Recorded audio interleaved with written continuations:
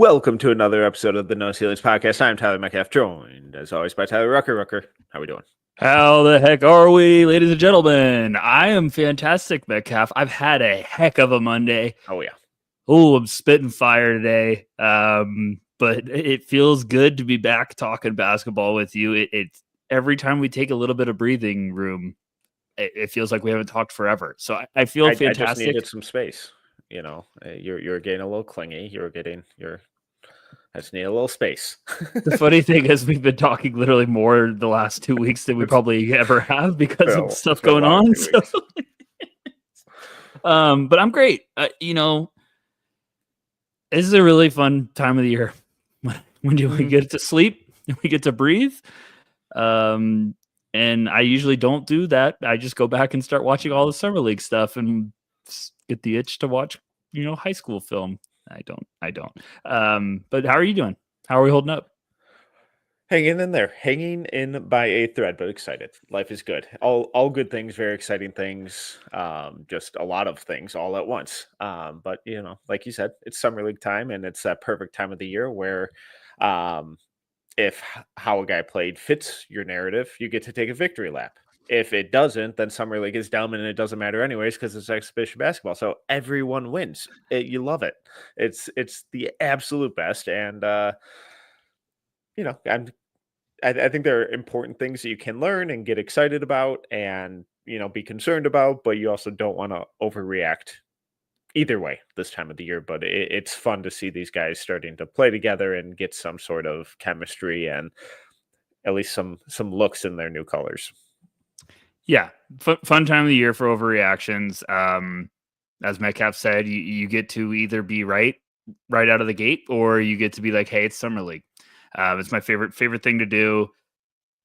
I like to focus more on just like, hey, who's making the game by game adjustments and everything, and who looks like okay, like they're already starting to get comfortable. So I do love, we talk about the Salt Lake City Summer League, the California Classic. I love those even. But the Vegas one's always just a special place in my heart. You guys were at Summer League. Yeah. I was pulling load management duty this year, so it'll be the last Summer League I miss probably for the rest of my life. Don't quote me on that. So, I'm excited to talk hoops with you. How was it? How are we feeling? Take over. I'm too excited. Yeah, and it was an awesome long weekend there. Appreciate everyone who came up and said kind things and introduced themselves. It was a fantastic meeting. Ton of people for some reason who enjoy listening to us. You all are the best. I'm not going to go through and name you all because I will inevitably miss someone and then feel bad about it and offend someone. But it was an awesome time. Corey and I got to interview a couple guys. Those should be coming out shortly. Nothing crazy, just some short form stuff. We worked our magic and did a in-person pod in the arena. Audio was a little better than I was expecting, not as good as normal. But at the very end of when Corey went to kill the camera on that, little inside baseball here, but he missed the button originally and was like, oh, that's probably gonna suck. So had to edit that out. It was a really good week. It was a weird combination of, I think, some of the better defense that we've seen at Summer League, along with some of the most obscure names I've ever seen on Summer League rosters, combined with some just ridiculous load management going on. Yeah, the load management was definitely a little bit like ridiculous at times. I feel like we were even like, I get it. Yep. I'm always one of those. If you're ever even gonna risk it, like don't play the guys. It's a weird summer league because it was some games where I'm watching and I'm like, what the heck? There's 3 minutes left. Look at the score. And it seemed like there was some really good defense. So like shout out to the Toronto Raptors, their team. Every time I'm watching, I'm like, goodness, look at them getting after it on defense. So there was some rosters that, I always do the TV guide piece and kind of give everyone a little bit of a heads up, and writing that is always so fun because then you just start seeing some names. You're like, who is on this roster? So there was some wild names this year, but I also think there was some fun surprisers, some guys that really made some noise. And then this rookie class, I think everyone was getting really excited. People were like, man, this class could be special. Look at this. Like, everyone's gotten some good games at Summer League. So it's always fun. It's always cool to kind of see who looks like it's going to be a good fit early on. And then you want to see if that's actually going to, follow up into the regular season. Because I do think this matters. We get mad about this every year. I think this matters, Metcalf. I think Summer League reps matter. If you miss the reps, I think that's a big deal as a rookie. So that's my hot take. Go ahead. No, I don't think it's a hot take by any means. I think just the more basketball you can play, the better. Right. Especially if you're a new guy, and especially with some of these young teams like the Wizards or the Hornets, and they have second-year guys coming back, and you're starting to build some of that chemistry with guys who are already in the system for a year. I think it all matters. But we got a very full episode. We're just looking at the rookies today. We're going to try to get back to the returners this week, either Tuesday or Wednesday. If we can't, we'll push it to next week and get to it then, but we'll do our best. Open floor. Where do you want to start? I want to ask you who popped the most to you. I'm trying to avoid talking about my guy for as long as possible, but I might flip my desk in like 5 minutes. So who stood out to you rookie wise? I know a lot did, but let's start with one of the more intriguing young teams. Yeah. Dylan Harper and Carter Bryant. I thought they looked fantastic. Now for Carter, we unfortunately have to ignore one side of the floor while we say he looks fantastic. Because I don't want to, but go ahead. I don't want to. Yeah. No, but like when we say he looked fantastic, and then you look at his shooting numbers, it's like, right. You're full of it. You're full of it. But the defense was absolutely insane from him, and is everything we were preaching leading up to the draft, and for it to carry over like that is like, oh, thank you, Carter. And then Dylan coming back from the groin injury, missed the first game, showed up against Cooper in that game against the Mavericks, and I thought it was a lot of the same of like, God, the defense looks awesome. He's doing all the little things. Struggled to find a shot a little bit, but it's like, this dude's a pro. And when I just watch those two out there defending, and then envision them with Wemby behind them, and Vassell and Castle and Sohan and Fox out there as well, it's like, holy cow. Like, I think they're going to be right in line behind the OKC Thunder from these last 2 years of really starting to subvert that narrative that young teams are inevitably going to suck on defense. It obviously helps when you have a 7'5" freak protecting the rim, but they have guys who can guard 1 through 4 throughout the roster as well. I think the Spurs defense is going to be incredibly fun.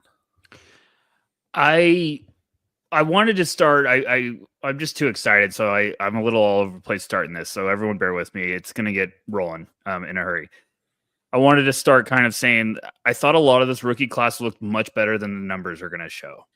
At Summer League, I'm saying, like, I thought, like, the way they played, the way they looked for a rookie playing their first couple of games, I was like, the film looks a lot better than the box scores for a lot of guys. Now, some guys had some really impressive performances, but I was like, hey, I watched the tape and I was very impressed, with guys like Carter Bryant.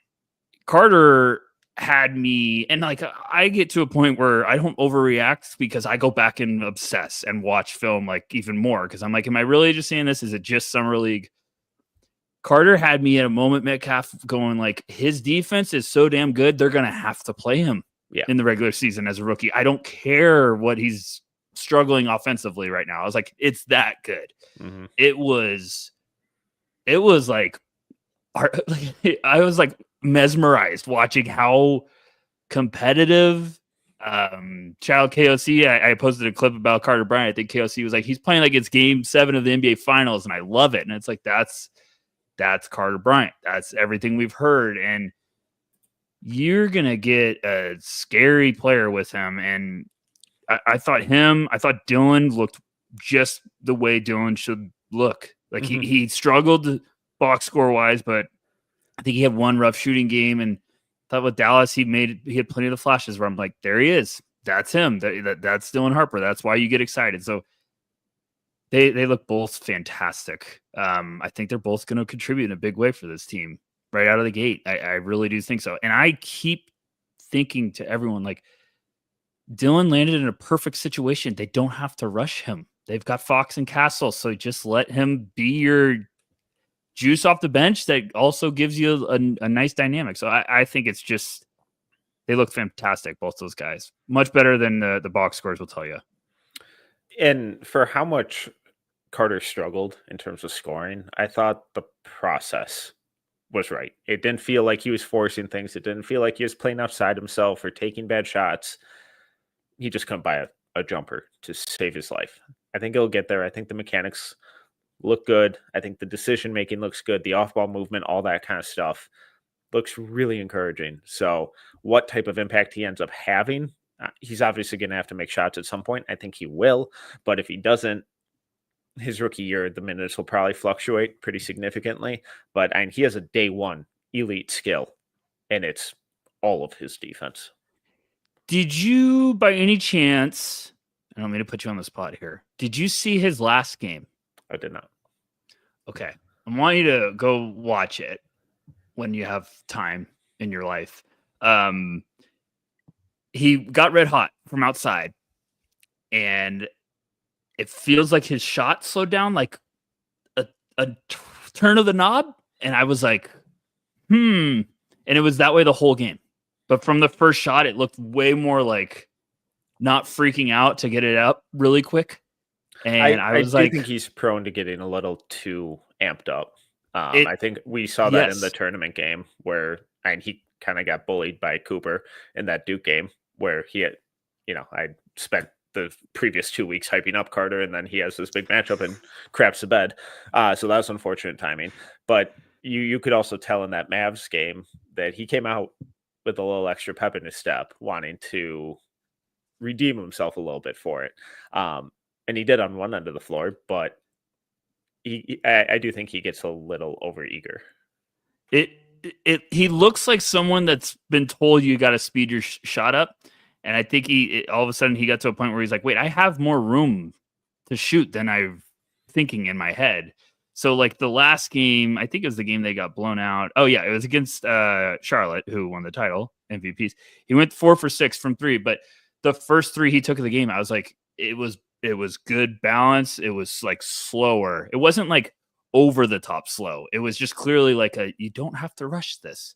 And every shot after that was like the same speed, the same smooth, but it was just interesting because even from the beginning, I was like, I feel like he's rushing this. He's a little jacked up. And I get it because he was a Tasmanian devil on defense, but I was very encouraged with that last game. But I also, maybe I'm just seeing things, but it just looked way more like, okay, this is the smooth stuff that you showed at Arizona when the shot looked better. Because from like the first summer league game, I was like, why is he shooting like Ray Allen speed coming off the catch? I was like, calm down a little bit. So yeah, they look great. All right, where do you want to go? I just need to, I have a new fan base. I think I'm starting to fall in love with. I'm a very big Washington Wizards fan. Everyone knows this about me. And then one team just decided to win my heart and take who I thought was probably one of the best players from the rookie class at Summer League, the Kings, and Nique Clifford. Metcalf, I'm not being biased here. He looked unbelievable. Yeah. I'm like, we I mean, come on. I know, but like, and he should. He's 24. I watched every game. Yeah. I've watched every possession because I'm like, because I was just like, I want to see he was making adjustments during the second half of game 1 that were like complete. Like this usually takes guys game 3 to figure this out. And then like the next game, the first quarter, he had a turnover on a pass that it was just the timing. He rushed it too quick. And like 2 possessions later came down and just waited 1 more second and threw it. And I was like, he just figured that out in 2 plays. Like the Kings got like the Kings fans should be pumped. They got a guy. I thought him and Raynaud look fantastic for the Kings. I think that's a good class, and I think you're going to have to figure out a way to play Nique. I really do. You got to figure out a way to get him on the court, even with the vets they have. Whatever you want to say about that team, you got to figure a way. So I thought he looked awesome. Yeah, and he looked exactly how I expected. The shot was kind of streaky. It came and went, but the defense was awesome. The rebounding was there, and that passing, decision-making, overall basketball IQ that we've seen grow tremendously the last 2 years, 3 years, 4 years was on full display, like you just mentioned. The way that he's grown as a passer and a connecting playmaker, it's crucial because it gives him so much more room for error when the shot isn't falling, because he's so good at cutting and crashing the offensive glass that he can then, manipulate rotating or broken defenses, and he can get into the paint and use that big frame and his strength and his length to force even just a half defense help rotation to then kick out to someone else or throw a lob or a dump off to a cutter. So even when, and he's he's going to be billed as one of these 3-and-D type of wings, but the three's iffy.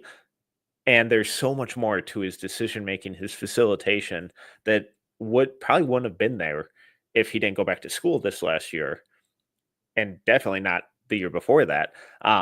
And it just gives him so much more versatility and ability to impact the offense when that inconsistent shot is on the downturn. Now there'll be months where he's shooting 45% from three, and it's going to be like holy crap, and then it's going to tail off to 25% the next month, and we know that's how most of his college career has gone the last 2 years. But he's added so many different gadgets to the tool belt that he can throw out whatever he needs, and he has such a high sense of self-awareness that he knows exactly what he needs when the shot isn't falling. He's not going to be forcing it. It's like, one of those nights, all right, let's get to the paint, let's get to the block, the elbows, and we're going to create for others, push and transition, and now we're going to turn into more of an off-ball creator instead. So, yeah, I thought he was fantastic. Self-awareness was the biggest thing I was going to point out. I think Nique, I agree with the streaky shot. I wonder if it's going to be higher percentage because he's not going to be asked to carry the offensive load this much. Yeah, the volume will be lower.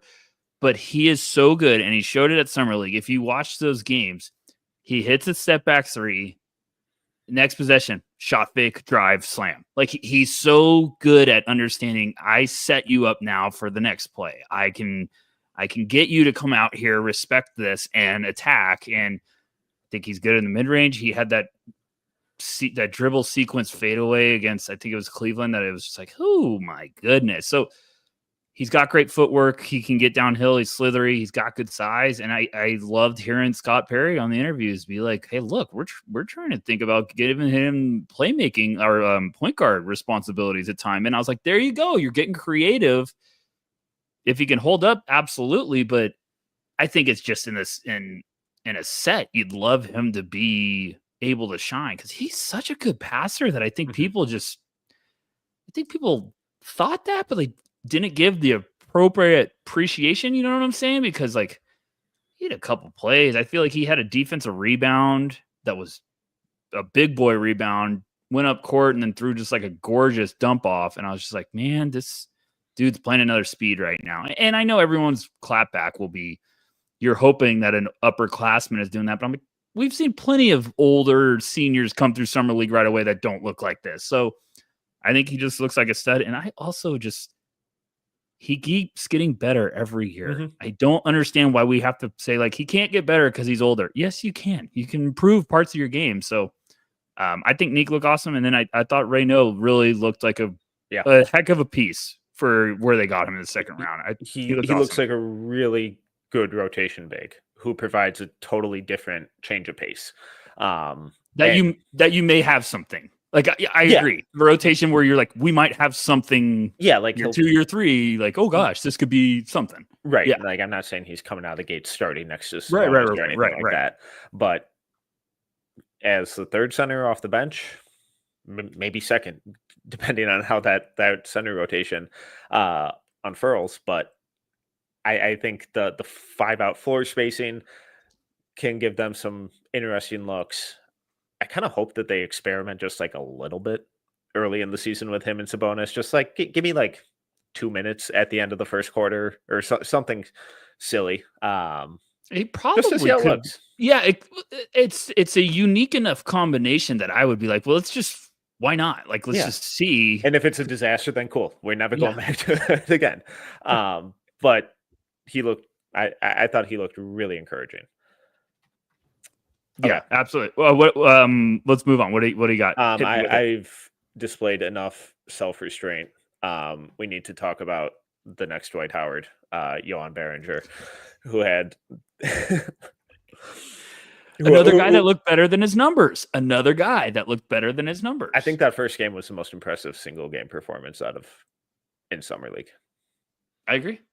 I mean, no, let's be serious. The arena was on fire. He looked like we knew he was raw and new to the game, and even still potentially ahead of schedule for where he should be. He looks like he's even further ahead of schedule. The fluidity, the athletic tools, the discipline, the awareness, just being a play finisher and rim runner around the rim. It was like, holy crap. This dude's been playing for 3 years. Like, what are we doing? He looked incredible. If I was in a front office and I just took a big man like that and that was his first Summer League game, I've been ripping shots later. And I'm being serious though, like considering everything, you consider his background, consider how raw he is playing the game, everything. International, playing his first game against NBA guy. That is probably the most impressive Summer League debut I've ever seen. Yeah. I mean, and then I know he didn't put up eye-opening numbers the rest of Summer League, but like you just kept seeing flashes everywhere. And every time I watched one of the following games, I was like, just give me a flash, like show me the motor, give me a flash. Like you see him running in transition where he's beating like 4 guys up the court when he's one of the last guys and getting a lob. Thought Dillingham did a great job of like playing the 2-man game with Jon. Good hands. It's an unbelievable first game. and I just thought everything past that was just like, just the cherry on top of the cake. Like I thought he looked awesome. And I continue to say that's my favorite landing spot for him. Cause now he just gets to, all right, you're feeling good and you get to go to camp and there's no pressure for you to play like big time minutes right away. And Gobert is going to be great for him. So you go on this, like you run with it. Sorry. And like I'm excited for you. His very first defensive possession was a rotation block, and then they get the offensive rebound. Someone tries to get him up in the air, and this is right after some of the players were like, "Yeah, Johan's been jumping at everything in practice," and we told him that he's got to cut that out. So that entire game, I don't think he jumped at a single shot fake. There's probably one in there that you can find, but first possession, help rotation block. Stays grounded on the shot fake, sends the next shot into the stands. And when you just in that Pelicans game, when you juxtapose him next to Messi and how much slower Messi was with processing and decision making and getting off the floor, and every time he touched the ball, he was taking at least a power dribble and then trying to post move or something. Some of that may have been direction. Hey, you have a little more green light to experiment. But then you look at Beringer and it's just catch, go, catch, decision. Everything is so much faster. It was fluid. It was disciplined. It was stuff that we rarely ever see from guys who have been playing basketball for as short of a time period as he has. I hope he gets minutes this year. I'm not like 20 minutes a game, but if he can get 10-ish, if he can end the year averaging 10 minutes a game, I think that'll be a huge development for him and the team. I'm not going to hold my breath on that because Wolves have title expectations, and if he gets in the way of that at all, it's not going to happen. So I'm fascinated to see how this season goes, but already in the short time period, he's showing incredible physical tools, a high level of coachability, and a ton of low maintenance impact. Who is in theory their backup big if it's not Randall. him. They ran out the Randall Nas front court a lot this last year. I don't think I don't think it's tenable.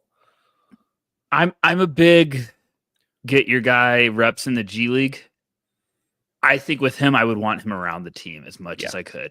Especially around Rudy and I think it's we talked about Beringer as a prospect before the draft, me and you. This is before even he went to the Timberwolves, so we're not biased. And we were like, he has the tools to be so special defensively. The stuff he does already defensively is freakish. It is, you don't see it for how, like, his background, how little he's been playing the game. Like, it's the processing, it's the reading the floor, anticipation, and it's how he moves with all of that. Like we said before, soccer player his whole life. You see that on the court. You saw it at Summer League with how he ran in transition. This is how you start with Beringer. It's like you get the flashes defensively, and I think you just be like, just keep it vanilla. You're going to play good defense and be a lob threat. Next year, do the same thing. We'll just keep slowly adding more stuff. And then a couple years down the road, you might be like, we found our franchise center for the next 10 years. That's just going to be, I hate throwing the Clint Capella mold, but I'm saying that idea of like, we're going to pay the guy that sets good screens, blocks shots and rebounds and finishes, lobs. Then you're hoping you just keep untapping stuff. But there's so much special defensive stuff with his game. It is so freakishly awesome. And then you pair that with just a madman motor. It's awesome. So I thought it was so cool. Like, it was like, this is how Summer League starting. This is incredible. So I'm pumped about Beringer. Tough not to be. Let's talk about Cooper Flagg, number one pick. What did you think? I'm curious what your thoughts of him and Ryan Nembhard were from afar. I need to remember that I need to ask you about, like, hey, your in-person stuff. Before we move on from Beringer, in person, bigger, skinnier, taller, a little skinnier, but good frame. Okay. And like he looked like he was drowning in his jersey. My favorite tradition. Yeah. I miss the Adidas Summer League jerseys that were like 2 sizes too big for every player. It was like, why are these so baggy? Cooper Flagg, I always joke with everyone that, like, first Summer League game might as well just like throw it out. Because I think it's no one plays good usually. If you do play good, you're a freak of nature. But I feel like everyone's rusty, especially the first half of the first Summer League game. It's just usually a disaster. So, like, the Wemby year was like an all-time, like, oh boy. His first game, we were all like, oh boy, here we go. So Cooper, I know he struggled shooting it a little bit. Mm-hmm. I still like that he was just like, I don't care. I'm putting them up. They were a good shot. I like he was aggressive. I like the playmaking. Still came out. He did a good job of, I think there's some guys that get the little checked out of like, hey, shot's not falling. I'm going to just keep throwing them up. But I think Cooper did a good job of like, I'm still playing, like playmaking. And then the second game that he just kind of blew up was like a tough game. He's just going to be I'm not trying to swear. He's going to be a tough dude. Yeah. He's going to be a gamer and he's going to battle. What did you think? I thought he looked awesome. I know the shot. I know it's really tough to say that when you look at the shooting line. It's like 4 of 21 in game one. The shot wasn't falling. It was rough. It wasn't good. The shot was rough. But I didn't feel like he let it impact any other area of his game. Like, the defense was still good. The rebounding, the passing, the shot selection, the aggressiveness, getting downhill, getting to the line. I loved how aggressive he was attacking the rim, especially in that second game. I mean, he was relentless getting to the rim, got a ton of foul calls out of it. Some fans were trying to start a free throw merchant chant. Didn't quite catch on as much as they had hoped. But we know he's not a lethal shooter, but I buy the shot. I thought he turned into a good shooter at Duke this year, and I have no worries about the shot long term. He just didn't shoot it well. That was kind of my takeaway. I know it's a boring one, but I don't have any concerns over his game. I don't have any hesitations. I don't think there are any red flags in his game. I think he's just one of these guys who can do a little bit of everything at an extremely high level and knows exactly how and when to pick his spots. Sorry, I'm trying to get the stats up.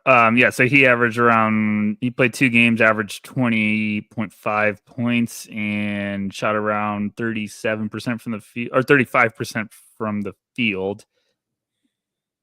The first game I watched, it was one of those at the end when they showed the box score, I was like, he had that bad of a shooting night? Like, it didn't. He looked better to me in every game. And then the second game, I was just like, probably shouldn't play him again. Probably should cut this one. You're probably, he's good. He's good. He's going to be fine. He had one of the best, like, rookies struggling, or number 1 pick struggling, but I still felt he was the number 1 pick. Yeah. Like, I've watched a lot of the summer league games and you feel like you're like, I wanted a little bit more. I felt Cooper was like, oh no, he's going to be a dude. There's no doubt in my mind. There wasn't any, but he just looked great to me. And then I thought Ryan Nembhard looked really good in the first game against the Lakers, tailed off, really struggled in that second game against the Spurs, where he had to deal with some more significantly bigger on-ball defenders, struggled with some turnover issues, and when the shot's not falling, it looks a little rough, but he's so quick, really feisty. Him and Harper were getting into it a little bit, a bit of jawing going on in that second game.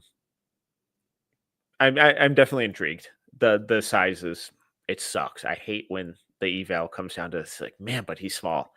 But man, is he small. Really, really fun passer, competitive player, smart player, but it'll be interesting to see how long and if he's able to adjust to it, but fun player. Yeah, it's funny when you're like, why did this guy fall? And then he has an amazing game, and you're like, oh, he's an absolute steal. And then he has a bad game, and you're like, oh, that's why he fell. He's undersized.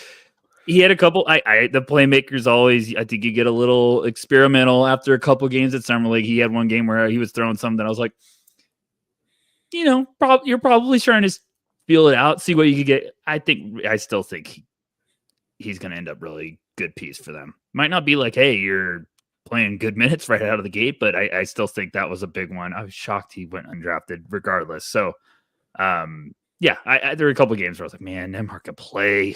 Like, I would just be happy to have him regardless. So I'll be excited to kind of see what's their plan moving forward. Seems like maybe a guy that's in the G, and we're like, nah, he might not be there that long. Yeah, it's tough because they obviously signed D'Lo. Kyrie's not. I'd be floored if he's back for the start of the year. I hated the D'Lo signing. We know that. Or me and you both. Well, yeah, we don't need to go down that road. Yeah, I don't think that's a secret. No. Everybody knows. So I have no idea what. So when you just look at the roster, it's like, oh well, he might get like backup third string point guard minutes here, or do they just get creative in how they kind of roll out lineups? So I think it'll be a really fascinating fit, but I think he was smart to pick them based on how their current backcourt is situated. And you never know. Yeah. I think it was very smart to do that. And we know how the second round is. Like, you can steer if you want. I'm not saying that he did that, but ended up in a great place. We're almost 35 minutes in. Might as well talk about the champs. Charlotte Hornets, hang the banner. Hang it. Did I see first title championship ever. Title, anything. Unbelievable. Knueppel, Liam McNeeley, Sion James, Ryan Kalkbrenner. Where do you want to start? I wanted selfishly, I wanted 3 more games, but boy, I want to save Con for the end. Liam McNeeley looked great. Yeah.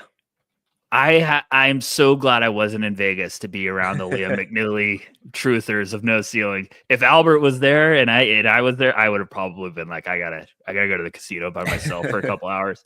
How are you guys feeling? Morale was high. He looked great. He looked fantastic because he was in a role that he should be in. He was in an off-ball wing great. roll, and he was knocking down spot jumpers, attacking closeouts, being put in motion, making smart passes, rebounding. That's who he is. That's what he's supposed to be. He's not supposed to be the point guard on a bum ankle. And we saw they were letting him bring the ball up occasionally because it's summer league. Why not? And whatever. But it was, when he was in the context that he's supposed to be in, he looked fantastic. And it's like, oh man, that's going to be one of those picks where it's like, how in the world did he fall that far? And now think about him playing off of Brandon Miller and LaMelo. I ended up having him like 28, 29 on my board. And I'm telling you, Liam McNeeley for some reason. I watched that first game of film that night after I saw McNeeley went nuts. And I was like, all right, let me see if this is really nice. And then midway through, I just let out, fuck. Like he's cooking. He looks good. I was like, oh shit, Rucker. And I always like to have fun with like, hey, let's overreact. Why not? But I also just, when he got drafted there, we talked about it. I was just like, perfect landing spot. If McNeely's going to hit, this is the perfect role for him. And I think he just saw the confidence right out of the gate where he's just like, oh, all right. I don't have to bring it up. I could just kind of be free here. Look at the spacing. This is great. So, great start. Yeah. Great start. I love the recognition of like, hey, I can hit the outside shot was flowing, but he also put it down to attack sometimes. He had a couple creative finishes, playmaking was all beautiful. Yeah, some of those passes that he was making were fantastic as well. You said you want to save Khan for the end. Oh wait, I was just kidding. I was just like, hey, best for us, but we can talk about whoever you want. No, well, Kalkbrenner, I thought looked exactly how I thought he would. Mm-hmm. I thought he was a little more willing to let it fly from outside. Common theme with a lot of bigs during summer league. He looks like the perfect backup center. It wouldn't shock me if he starts for them on opening night, but ideally, I think in an ideal world, he's your number 2 and in that fringe zone of being kind of too good to be a backup, but not quite good enough and versatile enough to be your starter. He can't create his own shot at all anywhere on the court, but solid rim runner. We know how good the interior defense and rebounding is. And especially if he's able to space the floor to a, somewhat reasonable level, that's a fun development. Sion James, I thought, struggled a little bit. Obviously got shut down after 2 games, but just didn't seem like he could find his groove. Knueppel, shot wasn't always there. Seemed like he was leaving it short mostly. I have zero concerns about the shot, but some of the ways that he was creating, like we saw in Duke, throwing those lobs, getting into the paint, hard of the defense, collapsing the defense, using his strength to get wherever he wanted, especially off of screens in that second side action. And then facilitating out of those areas, I thought looked terrific. Yeah, I agreed with you about Kalkbrenner. I think he'll be backup. I think your dream is he's the backup that starts playing really good and finding some confidence, and then you get to kind of post All-Star break, and you're like, hey, let's give him a couple of runs here at start. Let's see what we got here, and then year 2, you're clearly like, hey, he's too good to be backup. Like you were hinting. Sion, I'm not worried about. I think those are the rotation guys that you just need a little bit of time, figure it out. Yeah. Also, I think those guys don't look good at summer league.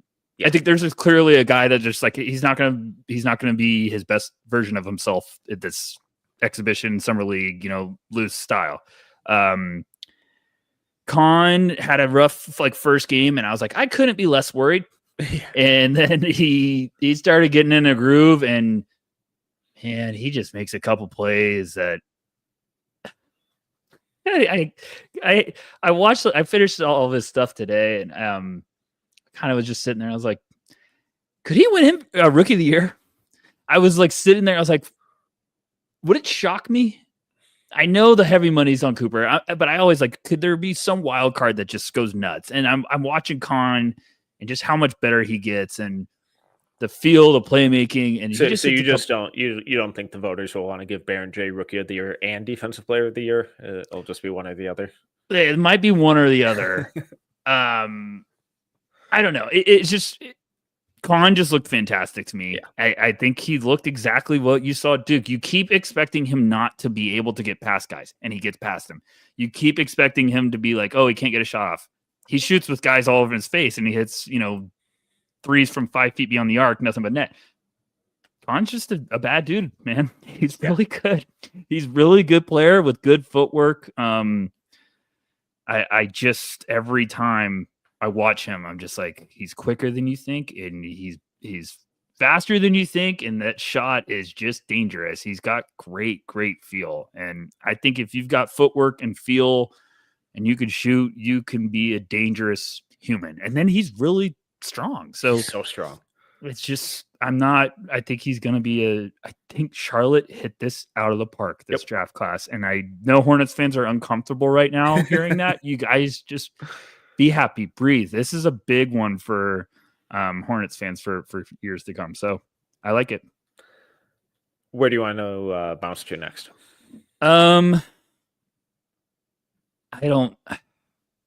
Anyone we could get I was bummed about a couple guys that didn't play as much as possible. Let's do it. Let's get a little negative. We've been effusive with praise and optimism. Let's get a little negative, and then we'll finish on a high note. I want to I need to give a shout out to one guy. This isn't negative. I just want to give him a hug. We need to stop giving my boy Noa Essengue some crap. Yes, he got posterized. Yes, he tried to. It happens. It's dunked. Everyone. Oh my gosh. Like, leave my man alone. And it's tough. He's had, after, the happiest moment of his life to date, achieving a dream that very few people in the world get to. And that's being called, or having your name called on draft night. Not just called, but in the lottery. And what his book ended that night, unfortunately, is him getting a whole lot of crap for leaving Ulm while they're playing a title game, and then having one of the most offensive poster pictures taken in the history of basketball. Now, if I were him, I would have found that photographer before that game ended, and he had any time to process those photos. But that's tough. How much is it going to cost you? Really tough. It's a bummer because he was actually playing pretty well in that game, and I commend him for trying to jump, but business decisions need to be made sometimes, and they need to be more quick than he made that one. Yeah, it seemed like the Coach Carter background music when it's like giving their play-by-play. It's like Noah left his team early in the playoffs, then got posterized, and everyone. He's so young too. It's funny that game he had 21. No one knew. I was like, "What?" Yeah, he dropped 20. It doesn't matter because he died. It's just sad. I was like, "Oh man," but I don't know who do you want to get? You tell who me. did you want more? Derek Queen, man. Let's talk Pelicans. Let's talk Pelicans a little bit, huh? Because it's not great. It's not great. Now, Queen also came out, and now he's got the wrist. Yep. He had surgery on his left wrist, I think. 12 One weeks? of his wrists. Yeah, they said reevaluated in 12 weeks. So Dr. Google in the comments on the line told me that 12 weeks minimum. So thank you, Dr. Google. Those are my favorite people. I didn't love the film. No. Coming out of that first game, I think you could steer it in whatever direction you really wanted to, because there were some really fun flashes. They were like, oh, there it is. Look, oh, that move was gorgeous. Look how he collapsed the defense, elongated those strides, got to where he wanted, drew the extra defender, then dumped off this flashy pass for a missy dunk. It's like, oh, that's gorgeous. And then there were stuff where it's like, this guy can't play in the NBA. And whatever way you wanted to spin that, I think you could do. And pretty realistically. It's tough with the wrist injury because my guess, I want to be favorable and not totally trash him because he was very clearly getting frustrated and stuff. And my hope is that a lot of the ball security issues were because of that, because he was getting walled up and his pocket picked consistently. I thought ball security was pretty rough. But then just the defense I thought was abysmal. The first game I was like, oh my gosh, get me to the second game. It's just kind of like, all right, let's get to the next game. It's a lot of the motor stuff. It's a lot of being a young kid too. Like I'm gonna give Derik the benefit of the doubt here. It's a lot of being a young kid. It's a lot of adjusting. I think a lot of those guys, you find out like we're going at a different speed now. Like you do. It's a rude awakening sometimes. You've got to get in better shape. See, I thought he looked fine in person. Maybe it's engagement. The motor was non-existent for long stretches, especially in transition. Yeah, I'm trying to be polite here. I'm not the best about it. Defense was brutal. And then he played Portland, and I'm watching that game, and he had a bit of like a F the world run where I was like, okay, Derik, like he might have gone on like a 9-0 run by himself, like just posting up, like give me the ball. Like it was the Derik Quinn bully. You're like, oh, here we go. And I liked it, but I needed more. And I think Derik's going to be one that you're just waiting. You're hoping it kind of all falls into place. I think, the injury just stinks, but I think you're hoping middle of rookie year, he's really starting to put it together, and the flashes are awesome. They're so much fun. Like despite the summer league up and down play, I still see flashes. I'm like, well, there it is. That's why I'd be in love. And it's just, can you get more consistency? And then you've got something. But I agree with you. There's plays where you're like, you cannot have him on the court with that stuff. But there's also plays where you're like, you have an advantage over anyone on the court. You cannot take him off the court. Yeah, you can't take him off the court. Like he goes coast to coast, throws a corner pass, like a drive and kick three as a big man. You're like, oh my gosh. And he'll stand there for 4 seconds and not get back on defense, and this guy gets a dunk in transition. Exactly. And he had one against Hansen, and he like went into him, bully ball, put a shoulder into him, went up and won. And it was like, whoa, like I knew you were strong, but Yang is no small person. So and he was talking some trash after. So I was like, okay, like it, the fire. Can I get that 99% of the time? Right. I'm not, so I don't know. I just got some question with Derik, and the injury just stunk to see. Yeah. I was like, 12 weeks. Like, ugh. Anything else, or do you want to go on to the other? Let's talk fears while we're here. Yeah. Because I think you could make a very similar case. Because the shot is still a long ways off. The at-rim finishing stuff is going to probably take some time, especially given how slender he is. But I think the frame is encouraging, and a lot of what he was doing is like, oh, this game is really fast for you right now. And I think the intention with a lot of it was right. The process was right, but it was really rough around the edges with the passing accuracy, the ball security.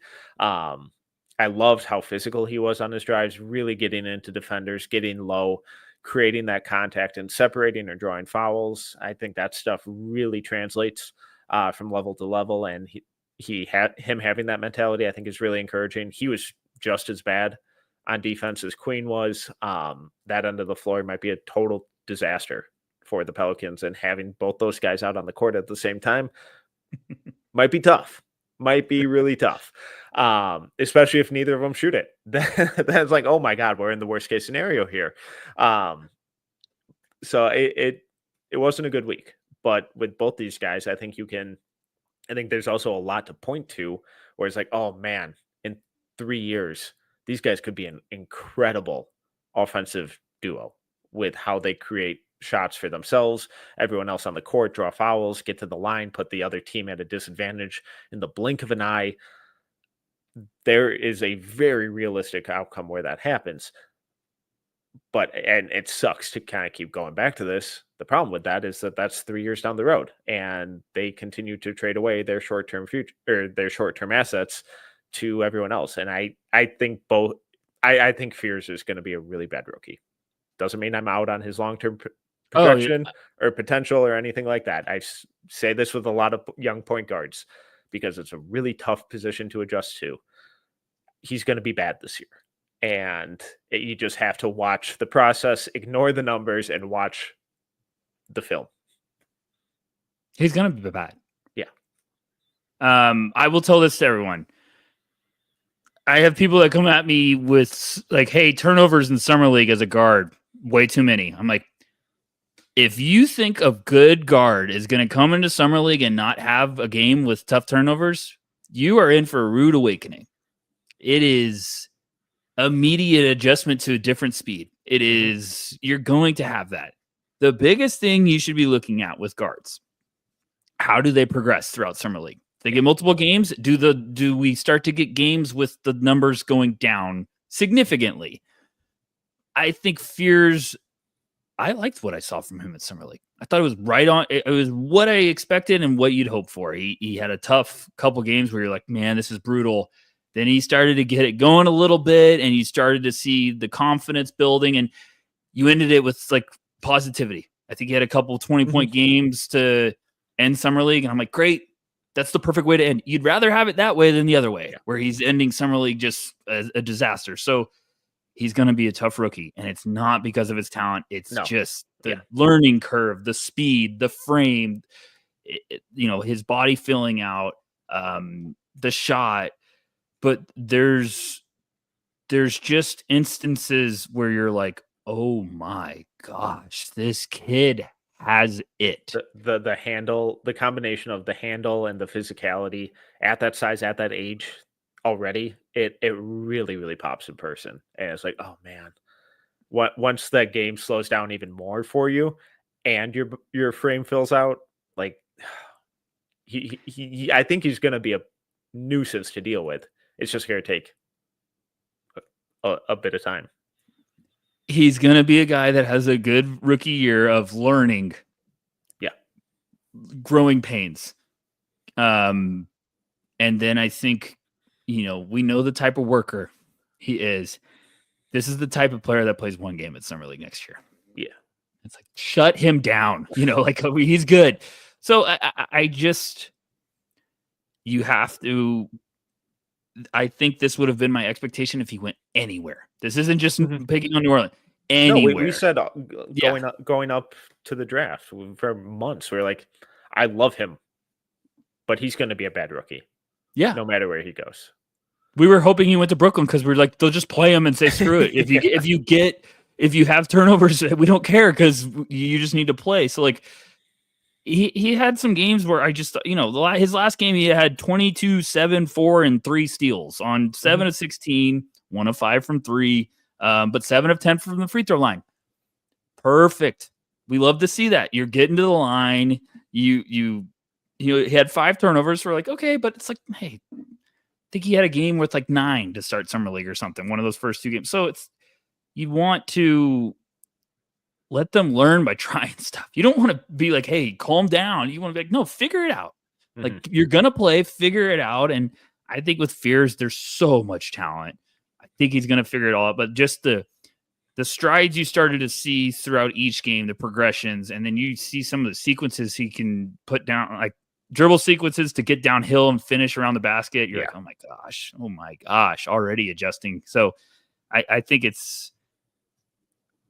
he could be also a rookie that's the second half of the year just starts really looking like things are starting to click. I hope so. But I never expect rookie guards to be good. I just don't. It's just unrealistic.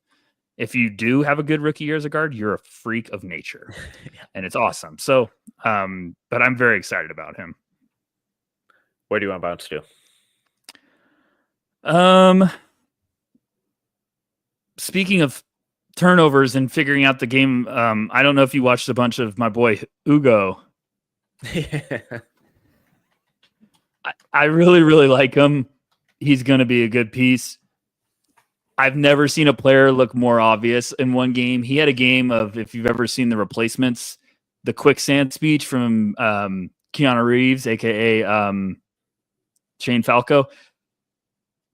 He had a game where the first half he could not escape, like making a turnover or just everything was falling apart. And just the clearest, like, speed adjustment, role. The Celtics were trying to give him the ball as much as possible, I think, to develop him. And it was just not his, but he looked really, really good, in my opinion, of like what you would want from a young prospect.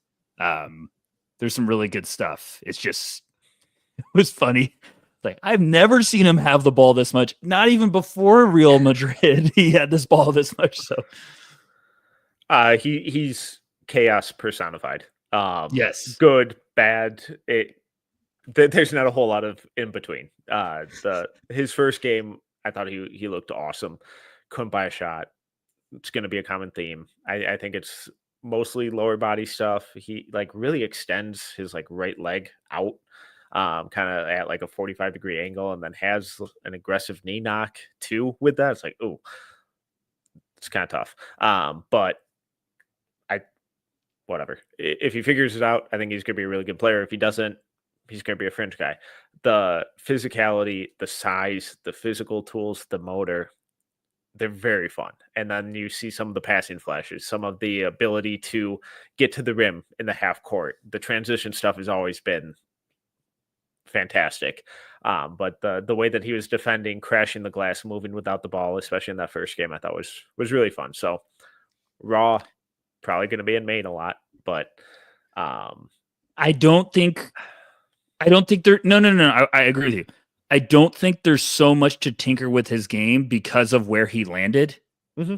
That, like, I think if you figure out a couple things, not a lot, he's going to be great for that team. I still think like first year, Maine's beautiful. Get used to it. And then I think next year, like, you could unleash him after a ton of reps, and he's great off the ball. You saw it at Summer League. He's a great cutter. He understands. He showed great playmaking. Like, I buy. I thought the shot looked really good sometimes when he wasn't rushing it, but I understand what you're saying. So I was pleased. I was happy. The defense and motor were ridiculous, but very fun. Yeah, very fun. Go ahead. What did you got? Give me your young Hansen thoughts. Did a little film school breakdown on him over at the No Ceilings YouTube channel. Go check that out. People are talking about it. People are talking about it on the tube.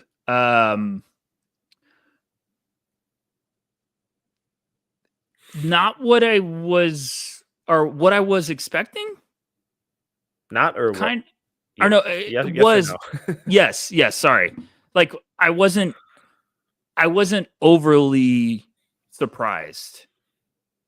I guess I was still also just like, I need this against big boy minutes with you on the other side to see how it works. I think it could work because of their roster. I just need to see more volume. But like the processing offensively, I was like, yeah, he's a Terminator out there. He's just a machine of reading ahead. And I think from seeing it from the couch, which is great, you could tell he's navigating like a quarterback out there. Like, go, he's trying to point. That speaks louder to me than anything that he did, was that he is trying to, like, willingly tell guys, just go here and I'll get you the ball. I think it could be special. I really do. Because when they drafted him, I said the roster they have around him could shield him fast. What did you think? The processing speed on offense and the passing are they feel very real, and it pops like that. I thought the shot looked better than I expected. His big thing, he can't change direction. at all, because he's so big. And it's a common theme with guys that big. But like, if he's able to, like on defense, if he's able to stay in a pure drop and below the free throw line, good hands, solid shot blocker. I thought he was solid in there. And like you said, with that roster, with a lot of those perimeter defenders and athletes, they're going to be able to, I think, insulate him more and allow him to do that, because they're already kind of doing that with how Klingon defended. They weren't having Klingon defend at the level or switch out in space. So I think from a schematic standpoint and a roster construction standpoint, I think they can do that. If other teams are able to pull him out into space, I think he's going to get cooked, because he can't like close out, then react. That kind of stuff is brutal. He's fine sliding his feet if he's able to keep the ball on one side. I think the hips aren't super fluid, but again, that's not what they're going to ask him to do. So if he can survive with that, I think the offensive stuff has a real chance to be pretty special. And big reason why is the shot looked so much better than I remembered it. But he had go ahead. No, I just like that inability to kind of change or change direction showed up on drives too, where some of his really bad drives, he'd pick up his dribble early, try and hit his second step from just inside the free throw line and get walled up and not be able to really adjust or go a different direction or slam on the brakes and pivot back or anything. And he kind of got caught in no man's land and threw up some wild floaters. So that'll come with time and experience and all that kind of stuff. But those were the two areas where I was like, oh, this is where you're way further off. But solid shot blocker, awesome passer, and encouraging shooter. Tough to ask for much more. Yeah, a lot of boxes he checks pretty quickly. I think I'm right there with you with the defense. He had a sequence to start the game, I think, against New Orleans, that he got a defensive 3 seconds. And he kind of looked at the bench like, what happened? And they literally, like, I think his translator and like the coaching staff had to tell him, like, hey, you can't just sit there the whole time. So like, there's going to be a little bit of adjustment curve expected. But coming in, we were all like, you got to figure out the defense. If you can figure out the defense, you have a player. You have a legit talent, because he's that skilled offensively and the vision's that fun. And he checks every box you would want there. So if you can figure that out, awesome. And I think with the roster they have around it, you might be able to figure that out rather quickly because of how special defensively they're coming. But it's a unique weapon. Mm-hmm.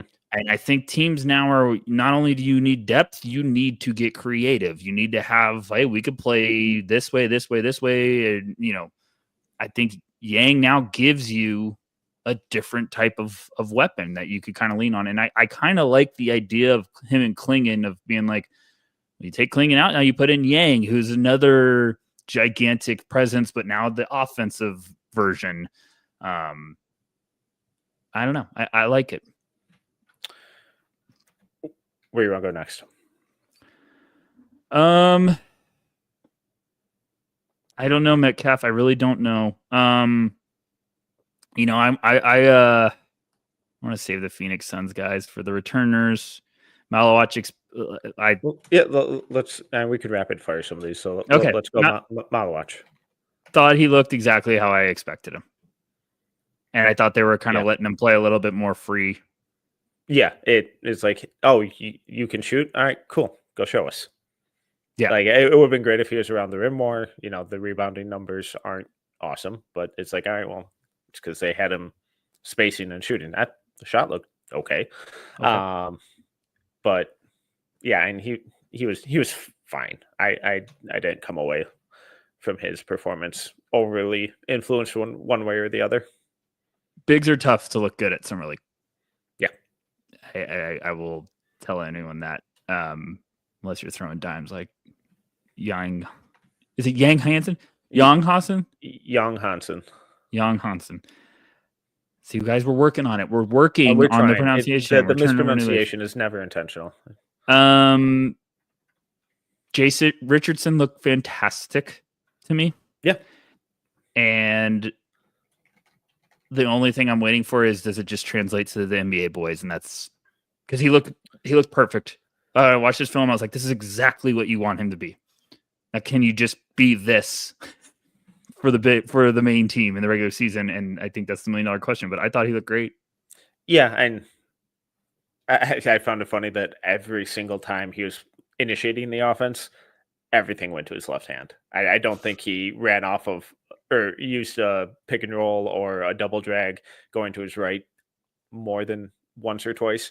But the way he moves off ball I love the willingness to screen and create space and mismatches and confusion among the defense with his willingness to like actually screen too, not just stand there and pretend to, but make contact, be physical, get into it a little bit. And he was showing a lot of fight and competitiveness on the defensive end as well. I'm more intrigued to see how that holds up at his size. I think he's smart enough. He's physical enough. He wants to defend. So I think there's, more room for error there, just given the tenacity. But guys are going to go after him, and it'll be really fascinating to see how he holds up. There we go. But then you just see that off ball creation and threat of scoring, and now put the ball in Paolo and Franz's hands as the initiators. It's like, okay, this is a little more fun. Yeah. What did you think about Ace? Did you watch his games? A little bit. Okay. It's fine. I mean, I don't know. I thought his bounce back from the second game was more impressive. Yeah. It seemed like the second game was hey, calm down, relax a little bit. And I think I even heard him in the post game. He's like, I just stopped stressing a little bit. And everyone told me like, hey, relax a little. It's all right. But and when he's in an off ball role, he looks significantly better. The shots are cleaner. The processing is better. And then it'll be, and then it's almost like it's a little easy for the defense to bait him into some of those really bad mid-range turnarounds against guys his size. When he gets a switch and on a point guard or something with those, love that shot. Absolutely adore it.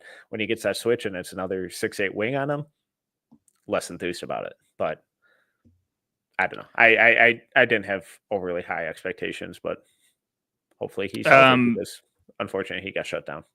Yeah, that was fun. I'm going to give you the choice of anyone from Brooklyn or Collin Murray-Boyles. I'll go see him be quick. Or Tre Johnson next, whatever one you want to go. Just rattle off. Yeah, we can just rapid fire these. Because I think a lot of these guys looked exactly how I expected them to. Yeah, exactly. I thought Collin, some fun passing stuff. He seemed like he was a little more willing to shoot. Not awesome volume by any means, but he let a couple fly. He looked a little slimmer to me. I thought he looked in a little better shape. In person, the jersey or the colors. Good defense. They have a type, and I think he's going to fit right into that. Really physical, really smart player. Yeah. What about you? Yeah, the defense and the rebounding, I think, are what could kind of separate him from their normal type. So, like, I don't want Raptors fans to think like, oh, we do this all the time, and it's like, well, no, this one might have a little bit of a different, because you could see it's some defensive sequences. You're like, oh my gosh, like. So, and he is just a bully around the basket. So I think he looked exactly how I would want him to, and pumped about it. Tre, I thought looked great. Yeah. What was your reaction to him throwing it off of the heel of? I said bull. I said to everyone that thought that he did it on purpose, I said bullshit. I think he was trying to throw it off his butt or something, and just no. I think he said. I think he got interviewed and said it was complete accident, but I just went with it. Oh, which I was like, thank you. I like you even more for admitting it. I think he's like, I did not mean to do that. I just kind of played it off. But the arena didn't know what happened. Like, people in media were like double taking. Like, did he just do that? And it's like, yeah. It's the slam dunk thing where everyone then goes watches the replay and the whole arena goes, oh, it was so funny. I was like, there's no way in the world he meant to do that. I think he looked good. I think he looked really, really good. That's why you drafted him. Yeah, I think that's why you're hoping he's just a bucket getting machine, and then you figure out the playmaking and all that stuff. I thought he had some fun flashes of connective passing and attacking and closeout, making a quick skip pass, that kind of stuff. But yeah, and he looked almost exactly how I expected him to. Some issues on defense, some bad shot selection, and a lot of offensive. Like, oh my god, like not many guys can do that. Yeah, I completely agree. Real quick on Brooklyn, I thought Saraf looked the best. Weirdly enough, Egor he shot well, which was really encouraging. Weird playmaking numbers from him, but I just kind of felt or came away underwhelmed by the vast majority of them. I love how easily Saraf got to the rim. He kept using some combination of like a hang dribble into a drive and then immediately spin back against his defender's momentum and then acrobatic finish or foul, drawing the foul. He did that a dozen times. I was like, man, his explosiveness in those tight areas was really fun. Shot is rough. I thought Danny looked pretty rough, unfortunately. But then they had some flashes where you can see how much fun he could be in the flow of the offense. There's one possession where he brought it up, initiated the offense, went into an empty corner DHO, handed it off, rolled, drove baseline, and then avoided the rotation, dumped it off to Timmy for a little floater. It's like, oh, that was really smooth, really fun. Traore, I struggled. Really? Okay. I thought he looked better with off ball, like when they put him in motion and let him attack downhill and that kind of stuff. But when he was playing more of the on ball point guard initiator role, I thought he really struggled. There's all of the predetermined stuff that I talked about before, but yeah. I thought Danny early on got a little bit of a punch in the face of, this is the speed. And you saw that, like him bringing it up full court, some careless passes. I thought the last couple of games he looked a little bit better of like trying to finally get the speed finishing down, and you saw the adjustments there. I still think he's going to be fine. I think he's going to be good for that team. Saraf still intrigues me very, very much. You got to figure out the shot, but I like hearing that. I mean, I knew the numbers came in, but I like hearing that in person. Egor, it was weird, the playmaking stuff, but I thought the shot was good. I think he did an in-game interview after they shut him down where he was like very honest about his personal evaluation. He's like, I know I've got to live in the weight room this year. I know it's going to be a year-by-year process of, putting everything together, but I'm willing to work on it. I was like, good mentality. Because, yes, you do need to live in the weight room, but I thought the shot looked good. He had that one game. He got a little hot in the second half, and I was like, consistent, looked good. But, yeah, I mean, I weirdly would have really liked to see Drake Powell play for them. Yeah. But I know he was banged up, so I'm trying to think of it. Walter Clayton, I thought, had ups and downs. Yeah. Will Riley, I thought, was Will Riley. Like, just needs time. Yep. Kasparis, I was really pumped that he bounced back after everyone was just like, oh my gosh, Kasparis, look at this. And I was like, give me a break. And he had that game where I thought he looked good, but he's going to, Miami's even saying that they were trying to teach him to play different stuff. And then everyone was freaking out. I was like, didn't they just say, like the coach said, they're trying to teach him to do that. So, I think he's fine, but I like what I saw from Asa Newell. Yeah. Let's talk Asa real quick. Real quick. We said we were only going to go an hour. We lie every time when we say that. Cute. Oh, and then Kobe Bryant looked unbelievable. Let's talk about Asa. What did you think?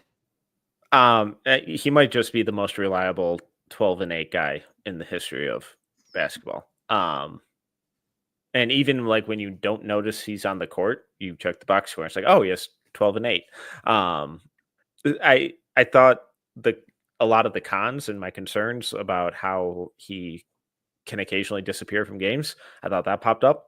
But then I think we also immediately saw how much better he can look in NBA spacing, where when he's rolling to the rim or cutting or crashing the offensive glass, he's not rolling into another center who's just sitting on the block trying to get a post up that he has no business even asking for.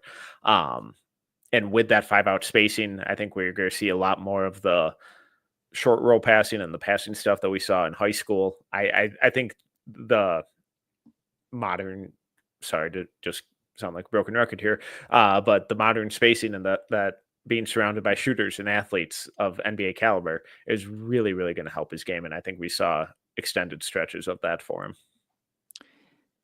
I still feel like he's going to be better than we're thinking. I think he is going to be a consistent guy early on in his career that you're just like, oh, he's just consistent, like hard hat and lunch pail every day, just brings it.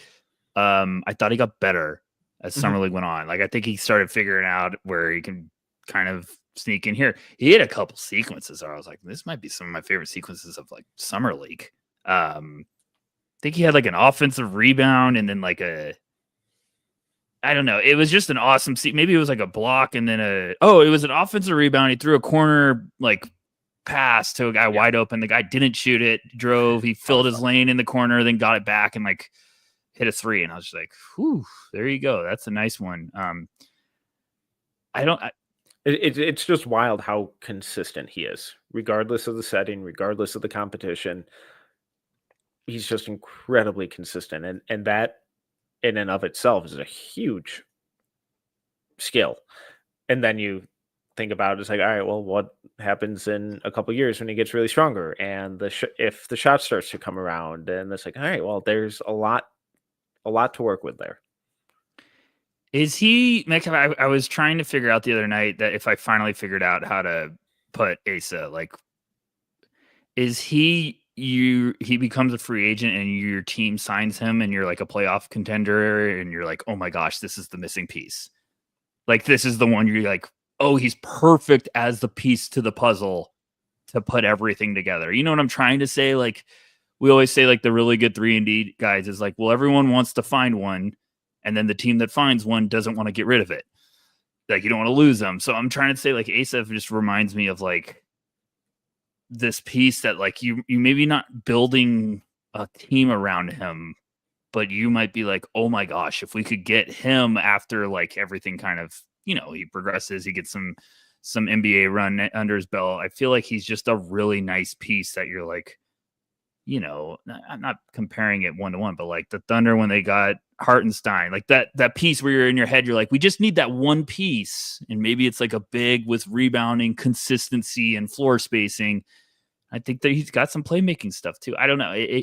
He's just such a he was a fun evaluation for me this year because it was really puzzling to me. I was like, I feel like your upside might be higher than I always think. And I like you, but I'm always just like, if this unlocks, the context was so brutal. Yeah. But I like how you put that. Like you saw at Summer League, different context. You really started to see things kind of open up with his game. Yeah. And the tools are there. It's just what level does he take them to? And it'll be really fascinating. Yep. Anything else? No, that was a lengthy one. Let's wrap it. Shout out to everyone in the chat. Funny and engaging as always. We got a lot of fun news coming down the pipeline. Not sure when, but some fun stuff on the horizon. Keep an eye out for. You can find all that at NoCeilingsNBA.com. All our written pieces. Maxwell's first no stone unturned for this cycle went up today on the bigs. Go check it out.